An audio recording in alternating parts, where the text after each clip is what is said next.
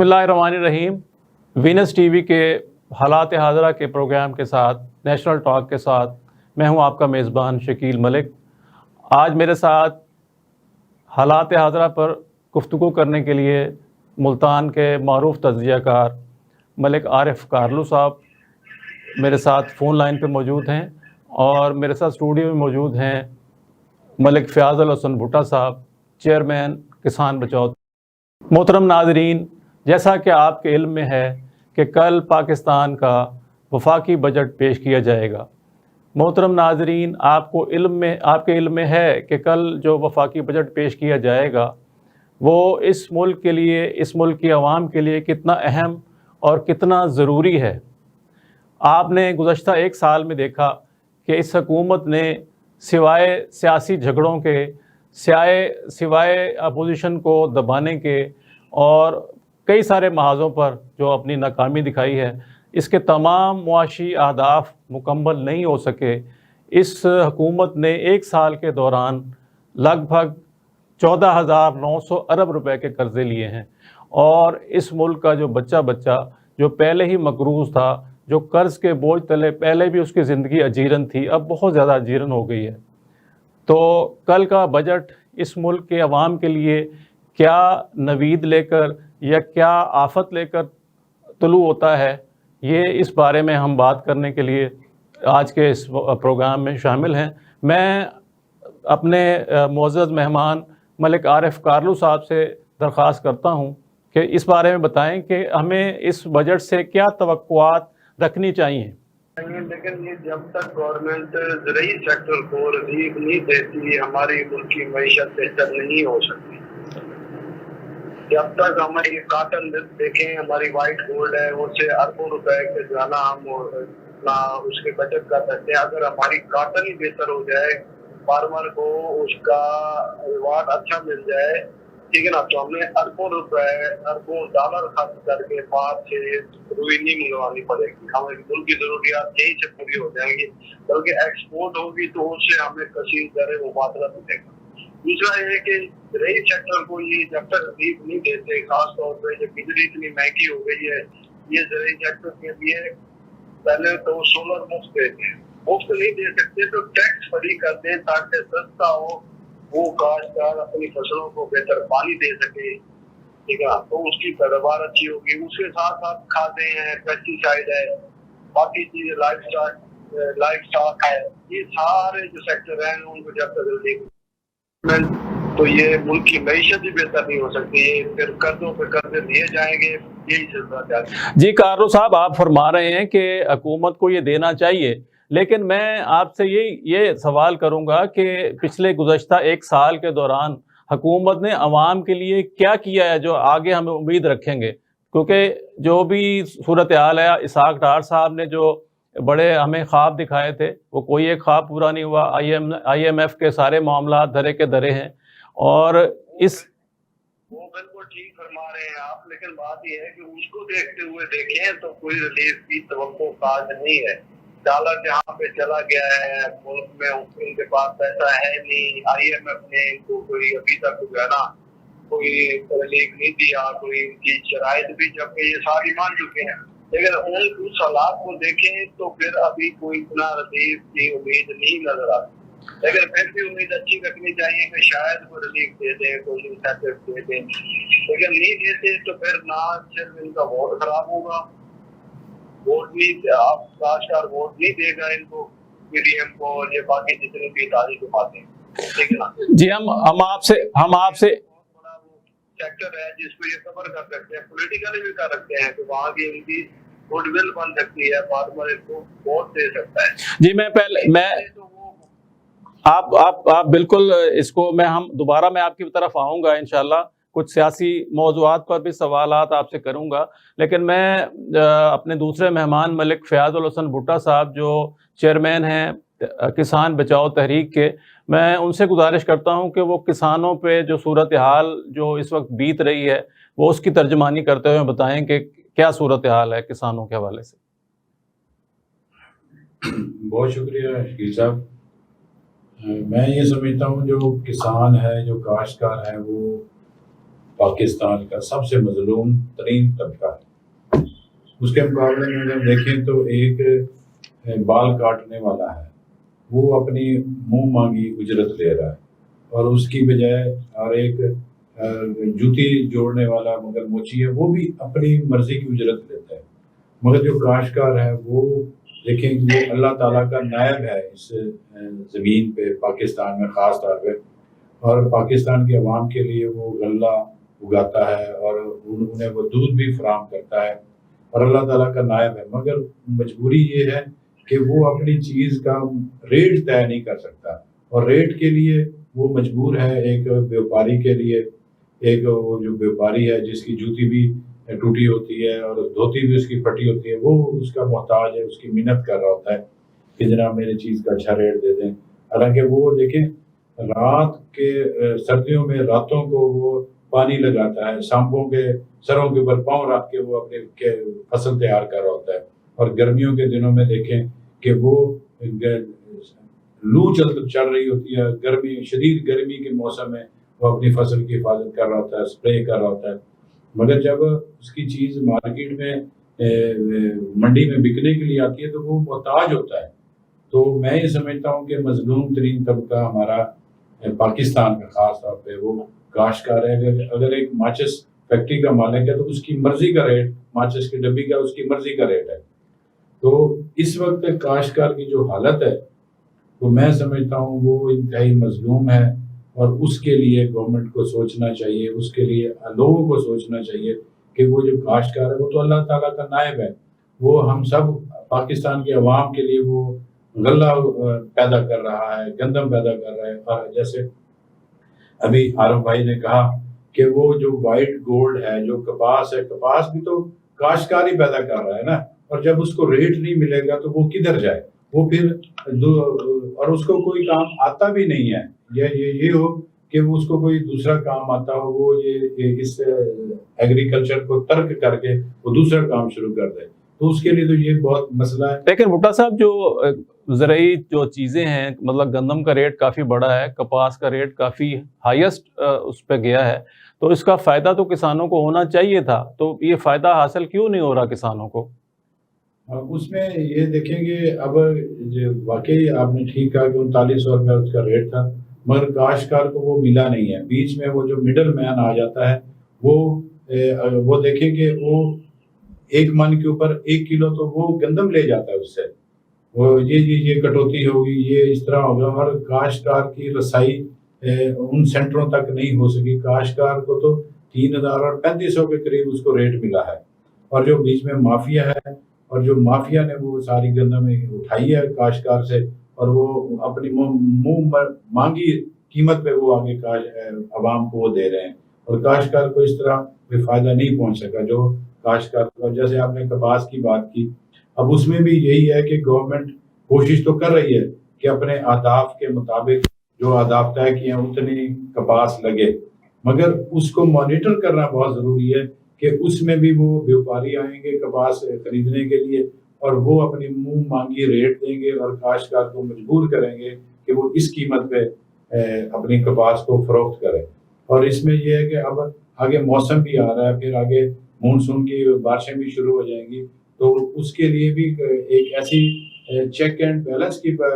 صورتحال ہو کہ وہ جو ادویات جو پیسٹی سائڈ سپرے ہوں, اور ان کی چیکنگ بہت ضروری ہے. چیکنگ اگر بہتر ہوگی تو کاشتکار کو 4 پیسے ملیں گے, اگر یہ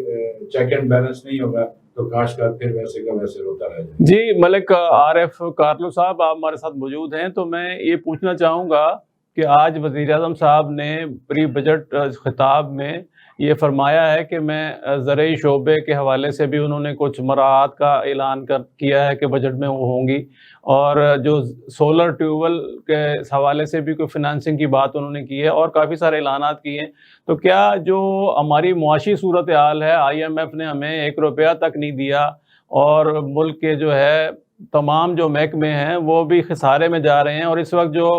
GDP ہے وہ اس میں $34 ارب کی کمی آئی ہے, اور اس وقت جو معیشت کا جو حجم ہے وہ کم ہو کر 341 ارب اور 50 کروڑ پر آ گیا ہے. تو کیا اس صورتحال میں ہمیں کیا توقع رکھنی چاہیے کہ وہ سارے جو وہ فرما رہے ہیں پورے کر پائیں گے؟ یہ باتیں جو کر رہے ہیں ان کو پورا کرنا جو ملکی معاشی حالات ہیں اس کے مطابق نہیں لگتا کہ یہ پورے کر پائیں گے. لیکن یہ ہے کہ اگر انہوں نے وہ نقصان کیا ہے کہ لوگوں کے لیے ہم کوئی سیکٹر کے لیے کوئی پیکیج دے رہے ہیں تو اچھی بات ہے. کیونکہ یہ جہاں مرضی چلے جائیں جتنا مرضی کتنی دفعہ یہ لوگ لے دیں گے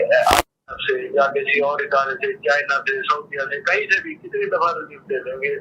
تو قرضے جو قسط دینی ہے مؤخر کروا لیں گے. لیکن بات یہ ہے کہ آپ کا جو زرعی سیکٹر ہے وہ واحد سیکٹر ہے جو ملک کی معیشت کو بچا سکتا ہے. یہ اس کو ریلیف دے دیں, ان کو دنیا میں کسی جگہ پہ جانے کی ضرورت نہیں پڑے گی. جی پانی ہوگا تو کاشتکار اپنی فصل اچھے طریقے سے کاشت کر سکے گا, ان کی پیداوار پوری آئے گی. کیونکہ اس کو ڈیزل اتنا مہنگا ہے, 300 پونے 300 ڈیزل مل رہا ہے. کھادیں دیکھے کوئی ڈی اے پی یا باقی دیکھے کوئی 10,000 سے لے کے کوئی 12-13,000 تک 15,000 تک بیچ میں کوئی چلی گئی تھی. ٹھیک ہے, جب شارٹ ہوتی ہے تو یہ ان کو جو ہے زرعی مداخل ہے وہ سب سے کرتے ہیں. بجلی مہنگی, ڈیزل مہنگا, تو وہ اگر دولت دیں گے. ملک عارف صاحب, بات یہ ہے کہ انہیں اپنے مخالفین کو دبانے سے فرصت ملے گی تو وہ عوام کا سوچیں گے یا کسی کسان کا سوچیں گے. بات تو یہ ہے وہ نہیں سوچیں گے تو پھر ظاہر ہے جو باقیوں کا پہلے ان کا حال ہوا تھا پھر دوبارہ یہی ہوگا. چلیں اللہ اس معاملے میں پاکستان کے کسان کی بہتری لائے. میں اس حوالے سے تھوڑا سا ملک فیاض حسن بھٹا صاحب سے پوچھنا چاہوں گا کہ یہ پاکستان میں جو کلائمیٹ چینج کا جو ایک سلسلہ چل نکلا ہے کہ بے موسمی بارشیں ہو رہی ہیں, کبھی ژالہ باری شروع ہو جاتی ہے, کبھی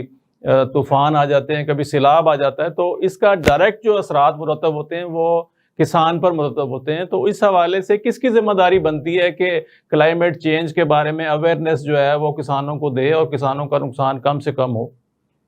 بالکل آپ نے بات ٹھیک کی کہ پوری دنیا میں کلائمیٹ چینج ہو رہا ہے, پوری دنیا میں. اور ادھر پاکستان میں بھی جو ذمہ داری ہے وہ ریاست کی ہے, گورنمنٹ کی ذمہ داری ہے, اور ان ریسرچ اداروں کی ذمہ داری ہے کہ پوری دنیا میں چینج ہو رہا ہے. اور وہ اس کے ساتھ ساتھ اگر وہ اس کو کلائمیٹ چینج پہ وہ اتنی ریسرچ کر رہے ہیں کہ اپنے فارمر کو وہ سہولت دے رہے ہیں, مگر ہمارے جو تحقیقاتی ادارے ہیں اور یہ نام کے تحقیقاتی ادارے ہیں, یہاں بالکل کوئی کام نہیں ہو رہا, کسی قسم کا کوئی کام نہیں اور کسی قسم کی کوئی اویئرنیس نہیں. اب دیکھیں کہ اب موسم آگے چلا گیا اور گندم ہم نے وہی اکتوبر نومبر میں ہم نے کاشت کر کے فارغ ہو جانی ہے, اور اس میں جو کلائمیٹ جو موسم ہوگا, جیسے بھی موسم ہوگا, اس کا نقصان فارمر اٹھاتا ہے. بجائے اس کے کہ تحقیق کی جائے اور ریسرچ کی جائے اور کاشتکاروں کو بتایا جائے کہ آپ یہ فصل فلاں وقت سے شروع کریں کاشت کرنا. اور اسی طرح کپاس کے حوالے سے بھی یہی بات ہے کہ یہ گورنمنٹ کی ذمہ داری ہے کہ وہ کاشتکار کو بتائے, کاشتکار کو اویئرنیس دے. اور اس کے لیے میں وہی تو بات کرنا چاہتا ہوں کہ ہم لوگ کسی سرکاری ہاسپٹل میں ہم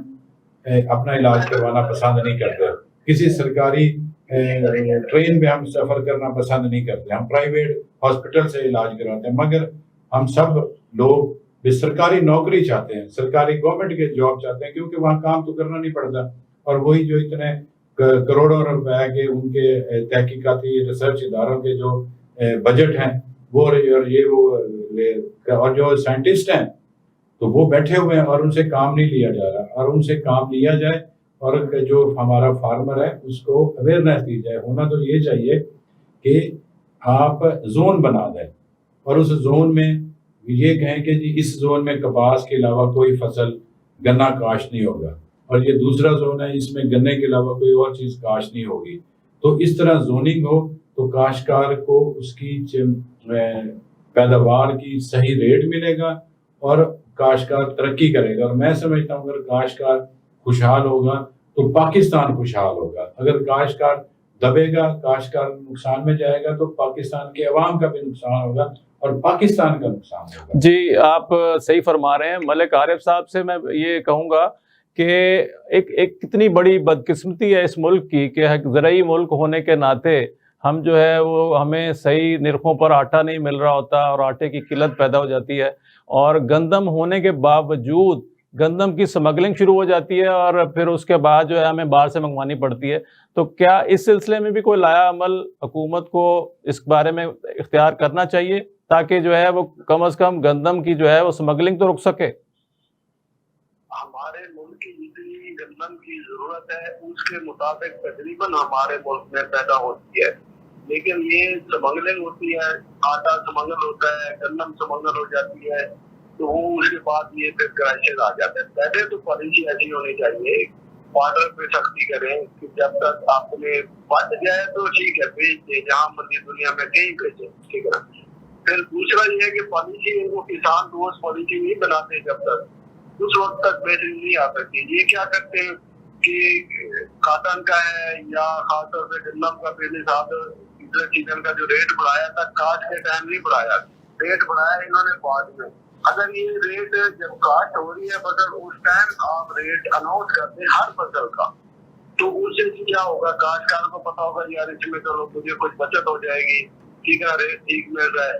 تو وہ زیادہ سے زیادہ رقبے پہ کاشت کرے گا۔ جی جی فصل مارکیٹ میں آ جاتی ہے پھر کرتے ہیں، باقی عام روٹین کی فصلوں کا تو نہیں کرتے۔ یہ اب انہوں نے کیا تھا پہلے سال کے اس کا کاٹن کا کیا، گندم کا انہوں نے ٹائم پہ نہیں کیا، لیٹ کیا،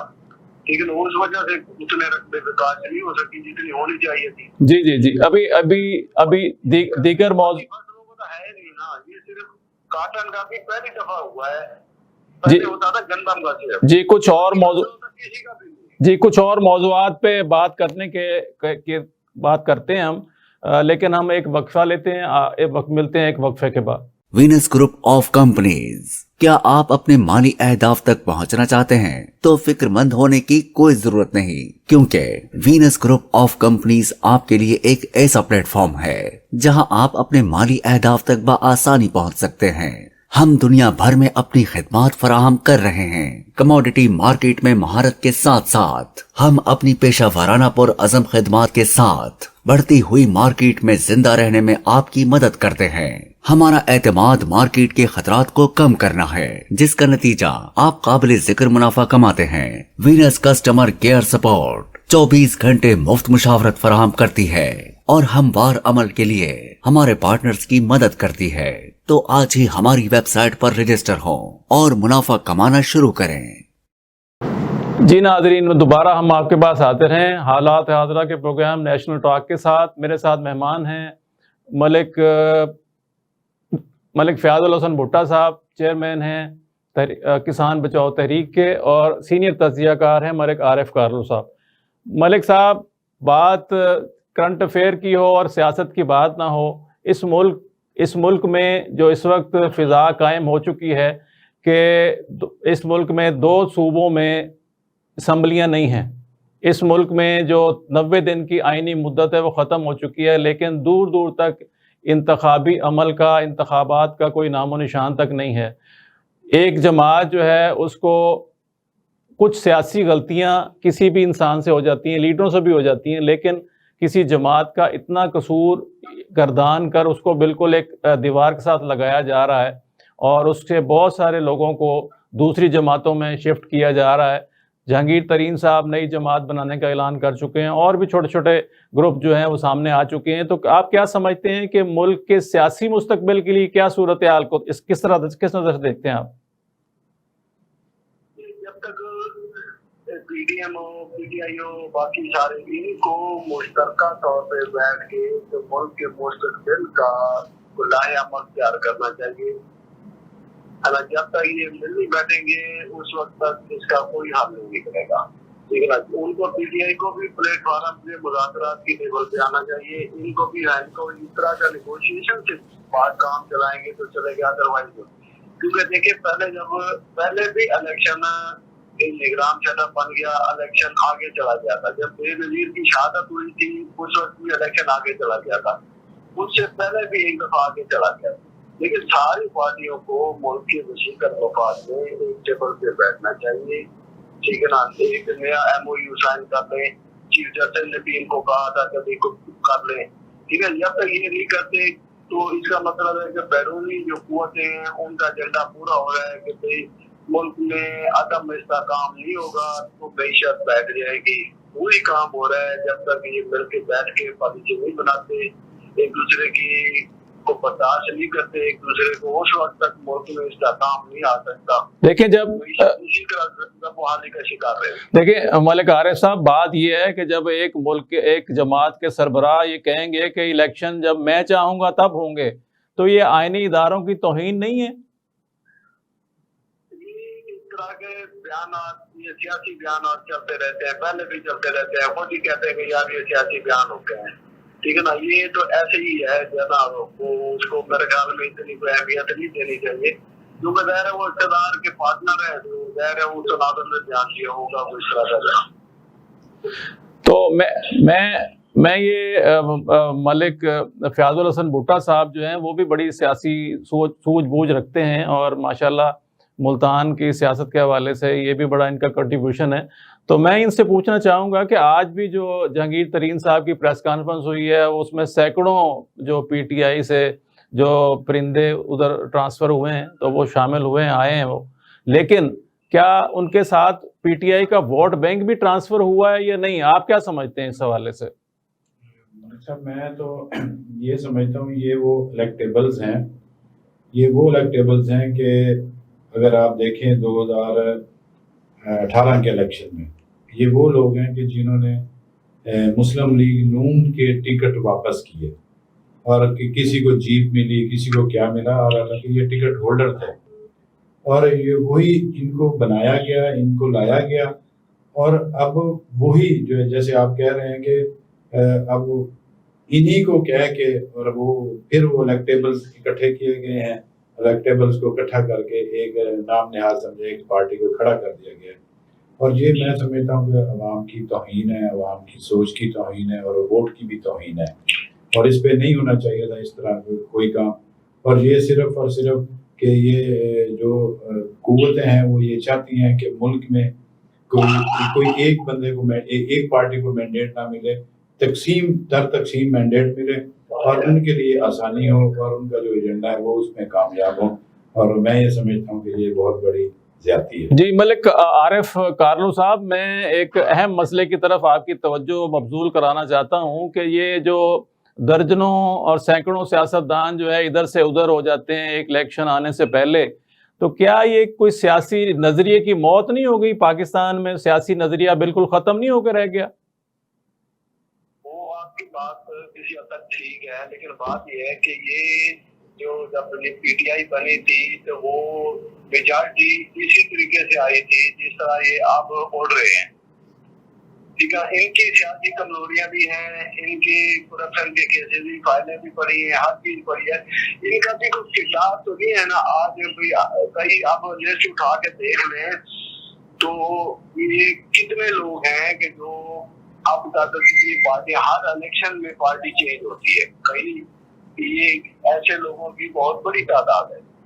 तो इनका कुछ किरदार देख लें, कुछ देख लें, इनका कुछ नहीं है। ये मेजॉरिटी करप्शन में मुलविस हैं या तो गैर इखलाकी सरगर्मी में मुलविस होते हैं, तो इधर उधर हो गया है। जो नीट एंड क्लीन है तो वो मेरे ख्याल में आज भी खड़ा है, जहाँ खड़ा है तो उसको डरने की जरूरत ही नहीं है कहीं से। तो मेरा आपसे एज ए सियासी तज्जियाकार जो है सवाल है कि मुल्क में कोई सियासी सोच की तब्दीली कब तक होगी? मैं ये 75 सालों में जो नहीं हो सकी, तो क्या आप ये तसव्वुर कर सकते हैं कि कभी सोच की तब्दीली होगी कि और वोटर जो है वो अपने नज़रिए की बात या पाकिस्तान से मुहब्बे वतनी की बात पे वोट देगा? इसके लिए बड़ा मुश्किल सवाल है, ठीक है ना, लेकिन बात यह है कि उम्मीद अच्छी रखनी चाहिए, ठीक है ना। तो अल्लाह बेहतर करे, तो मुल्क के हक में बेहतर करे, लेकिन अभी इस तरह का कोई नजर नहीं आता। देखिए मैं अभी दोबारा इस हवाले से जो है वो बात करूंगा मलिक फ़याज़ुल हसन भुट्टा साहब से कि हम दोबारा बात को बजट की तरफ लाएंगे, और इसमें 1-2 दिन पहले जो हुकूमत ने ऐलान किया था کہ بجلی کی بچت کے لیے شام کو 8 بجے دکانیں جو ہیں وہ بند، کاروباری مراکز اور دکانیں بند کر دیے جائیں، اور اس پہ تاجر برادری کی طرف سے بہت ایک ریئیکشن بھی سامنے آیا ہے۔ تو کیا اگر حکومت کو اتنی بچت ہی منظور ہے تو وہ اپنے دفاتر کے اے سی بند کر دیں یا اور کوئی سسٹم جو ہے وہ چلا لیں؟ یہ عوام جو ہے وہ پہلے مہنگائی کے ہاتھوں پریشان ہے، تو کیا اسی پہ یہ بوجھ کیوں ڈالا جاتا ہے کہ جی 8 بجے کاروبار بند کر دیں؟ ایسے ہے بات کہ پاکستان میں کیا پوری دنیا میں توانائی کا بحران آ رہا ہے، اور اس بحران میں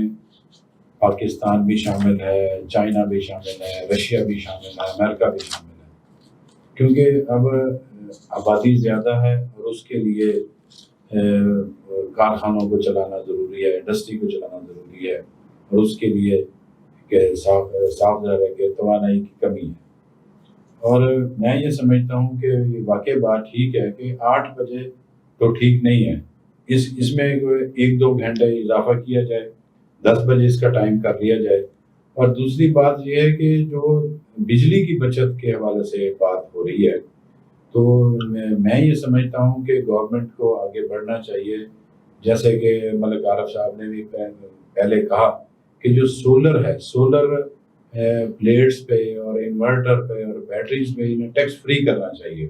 اور اس کو عام لوگوں تک اس کو پہنچانا چاہیے، اور گورنمنٹ باقی جو اخراجات کر رہی ہے اس کی بجائے کہ عام لوگوں کو انٹرسٹ فری ان کو یہ سولر سسٹم دے اور وہ ہر بندہ اپنے گھر میں لگائے۔ اور آپ دیکھیں اگر ایک چھوٹا سا بھی گھر ہے، اس میں 1-2 کمرے بھی ہیں، تو ان کا بھی بل 10-12 ہزار آ رہا ہے، تو وہ کیسے مینیج کریں؟ اور ان کے لیے تو بہت مشکل ہے، اگر وہ کرایہ دار ہیں تو اور زیادہ مشکل ہے۔ اور اسی طرح میں کاشتکاروں کی بات کروں گا، تو جتنے ہمارے ٹیوب ویل ہیں ان پہ بجلی بہت زیادہ خرچ ہوتی ہے، تو اگر یہ گورنمنٹ اب یہ کہہ تو رہی ہے، اور یہ اس کو چاہیے کہ فوراً اس پہ آنا چاہیے، اور جو کاشتکاروں کو اگر وہ 1-2-3 ایکڑ کا بھی کاشتکار ہے کہ اس کو بھی یہ حوصلہ افزائی کریں کہ وہ اپنا ٹیوب ویل جو پانی کا سسٹم ہے وہ بجائے ڈیزل کے یا بجائے بجلی کے کرنے کے وہ سولر پہ آ جائے، اور سولر کو فری کرنا چاہیے، اور اس کی عام لوگوں تک اس کی پہنچ ہونی چاہیے۔ اور اگر یہ گورنمنٹ کردار ادا کرے اور سولر کو عام کر دے تو میں یہ سمجھتا ہوں کہ پھر تو اس سلسلے میں کوئی سولر کے بارے میں پالیسی لائی جا رہی ہے، اور میرا خیال ہے کوئی فنڈ بھی رکھے جا رہے ہیں، تو امید کرتے ہیں کہ اس حوالے سے حکومت سوچے گی۔ ملک عارف صاحب، اقتصادی جو محاذ ہے اس پہ حکومت بری طرح ناکام ہو چکی ہے اور بہت اہم شعبہ ہے، تو اس محاذ پر انہیں اپوزیشن کو بھی ساتھ ملانا چاہیے، لیکن ان کے اتحادی بھی ساتھ چھوڑتے جا رہے ہیں۔ بلوچستان عوامی پارٹی جو ہے وہ بجٹ کے اجلاس میں ساتھ نہیں دے رہی اس وقت، تو آپ کیا سمجھتے ہیں کہ جب حکومتی اتحادی ساتھ نہیں ہوں گے تو کیا سلسلہ نکلے گا آگے؟ ان کے اتحادیوں کے بھی اپنے مفادات ہیں، ان کے مطالبات ہوں گے، وہ انڈر گراؤنڈ جو ابھی بات نہیں آ رہے، جب وہ پوری ہو جائیں گے وہ ساتھ آ جائے گی۔ لیکن پہلے ساتھ آئی، پہلے نہیں تھی، پھر آ گئی۔ اسی طرح وہ ایم کے ایم والا شاید بھائی جو ہے نا، بھائی مطالبے منظور ہو گئے، آ گئے، نہیں ہوئے تو پھر شاید۔ لیکن اگر مطالبات جینوئن ہیں کہ اگر ایک صوبے کو اس کا حق نہیں دیا جا رہا، جو وعدے ان سے کیے گئے ہیں ترقیاتی فنڈز کے، اگر وہ نہیں دیے جا رہے تو واقعی یہ بات تو زیادتی والی ہے۔ اس کا بیان یہ ہے کہ پہلے تو کوئی اس طرح کا آڈٹ بھی ہونا چاہیے، وہاں جو فنڈ دیتے ہیں پہاڑوں میں لگتے ہیں، کہاں لگتے ہیں، اس کا بھی آڈٹ ہونا چاہیے۔ لیکن یہ سیاسی طور پر جو ووٹ کا چکر ہوتا ہے، وہ کہاں خرچ ہوا ہے، نہیں خرچ ہوا، اس کا بھی کوئی اس طرح کی اتھارٹی ہونی چاہیے کہ جو بجٹ اتنا دیا جا رہا ہے، پچھلے سالوں کا ریکارڈ اٹھا لیں، 20 کا اٹھا لیں، بجٹ اتنا کیا ہے، خرچ ہوا ہے، کہاں نہیں ہوا، ان کا بھی ہونا چاہیے آڈٹ، ہے نا۔ لیکن یہ ہے کہ یہ ووٹ کا چکر ہوتا ہے، بس وہ ایک دوسرے کو بلیک میل کر کے بس خاموشی اختیار کر لیں۔ چلیں اس سارے معاملے کو ایک طرف رکھتے ہوئے بات پھر انتخابات کی طرف لے آتے ہیں۔ پہلے میں ملک فیاض الحسن بھٹا صاحب سے پوچھتا ہوں کہ وہ عام انتخابات اور جو ملک میں انتخابات کے حوالے سے چاہے مگوئیاں ہیں بات ہے، اس بارے میں ان کا موقف کیا ہے؟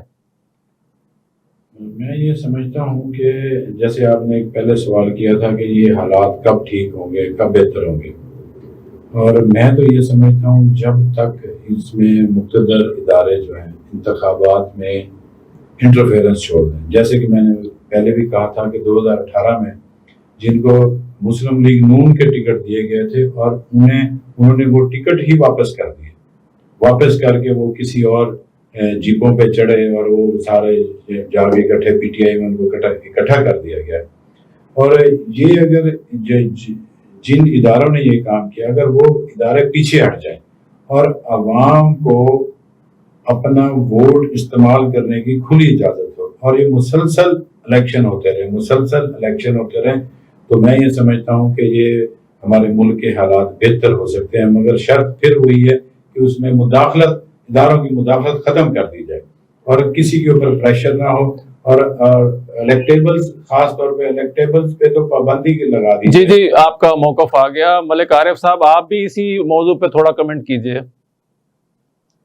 हाँ, इलेक्शन का प्रोसेस जो है ना वो जारी रहना चाहिए। अगर मुल्क के हालात ठीक हो, मईशत ठीक हो, आपके पास बजट हो, तो ये प्रोसेस जो है तसल्सल के साथ जारी रहेगा, तो उसमें बेहतरी वक्त के साथ साथ बेहतरी आती रहेगी। लेकिन यह है कि मुल्क के हालात अगर अच्छे ना हो तो कुछ वक्त के लिए नहीं, ये नहीं कि भैया आप उसको 10 साल इलेक्शन ही न कराएं, लेकिन अगर कोई इस तरह की इमरजेंसी सूरत हाल हो जाती है तो उसमें थोड़े वक्त के लिए आगे पीछे वो भी आपस में मिल बैठ के करे, तो मेरी बेहतरी है कि सारी पार्टियों को मुशावरत से करना चाहिए। लेकिन एक आवाम को वोट के बुनियादी हक से महरूम करना एक ज्यादती है, और मैं समझता हूँ कि मेरे जो दोनों मेहमान इस बात पे मुत्तफिक होंगे कि इस मुल्क के अवाम को फ्री एंड फेयर आज़ादाना आम इंतखाबात का हक देना चाहिए कि वो अपनी मर्जी के नुमाइंदे लाएं जो उनकी किस्मतों का। जी, मैं आज के प्रोग्राम में सैर असल गुफ्तगू की मेरे दोनों मोअज़्ज़ज़ मेहमान मलिक फ़याज़ुल हसन भुट्टा साहब, मैं उनका तहे दिल से मशकूर हूँ कि उन्होंने हमारे लिए वक्त निकाला, और फ़ोन लाइन पे हमारे साथ थे मलिक आरिफ कारलू साहब, उन्होंने भी हमारे साथ वक्त गुजारा और बड़े अच्छे जो है वो मसाइल पे बात की पाकिस्तान की। तो आज के इस प्रोग्राम को यहीं ख़त्म करते हैं। इंशाअल्लाह अगले प्रोग्राम के लिए फिर हाज़िर होंगे। पाकिस्तान पाइंदा।